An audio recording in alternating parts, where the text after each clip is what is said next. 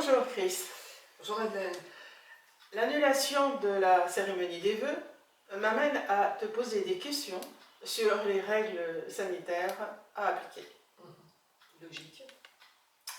Parallèlement, pourquoi avoir maintenu les manifestations ponctuelles, les animations régulières, Oui.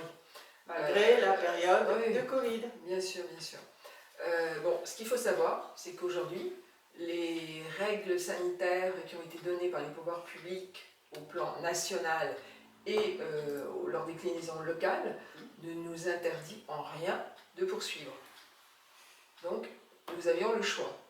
J'ai réuni récemment 2 fois les membres du bureau et à l'unanimité, on a pris la décision de poursuivre les activités sans fermer et sans prendre des décisions un peu trop draconiennes pour l'AVF.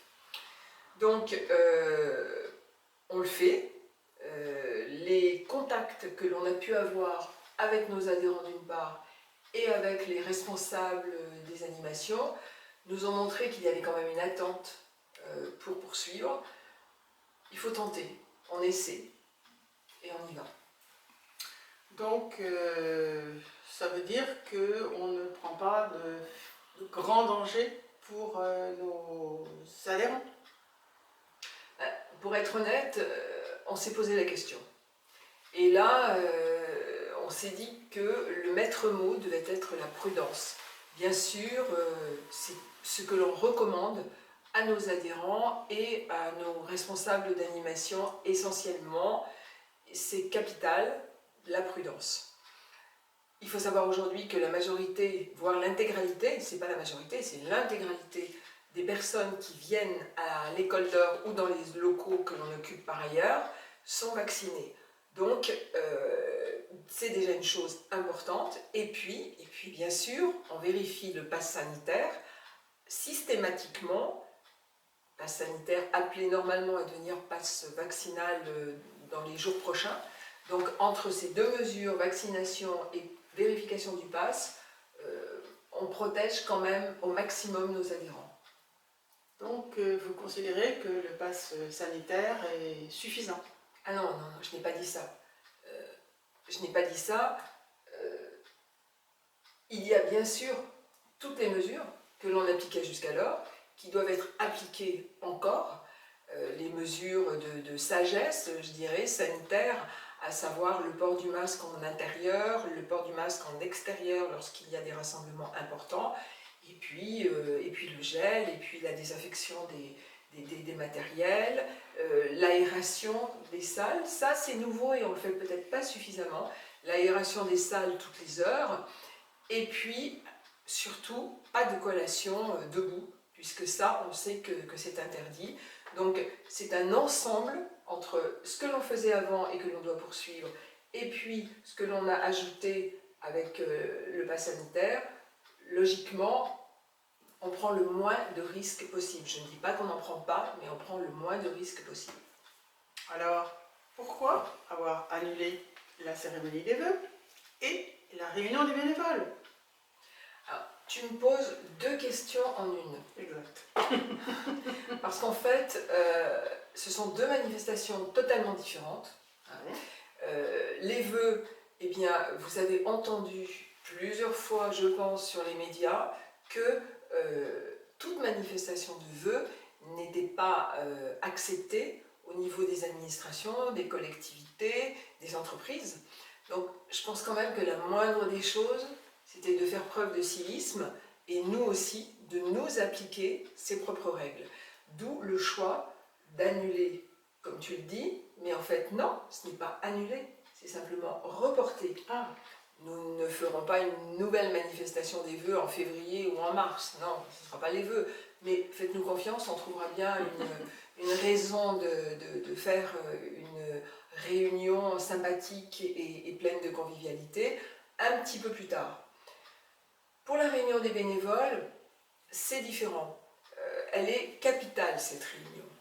Nous avons besoin d'entendre les attentes et de recueillir les idées qui ne manquent jamais de la part de nos bénévoles. Donc nous ferons cette réunion annuelle, nous la tiendrons en février, en mars, dès que l'on pourra, nous la tiendrons. Mais celle-là, elle était organisée dans une salle municipale qui ne laissait absolument aucune possibilité pour organiser une convivialité assise. Et debout, c'est interdit. Donc, on n'avait pas trop le choix. Là, on aurait pris des risques si on l'avait maintenue. Donc, elle n'est pas annulée, mais elle est reportée.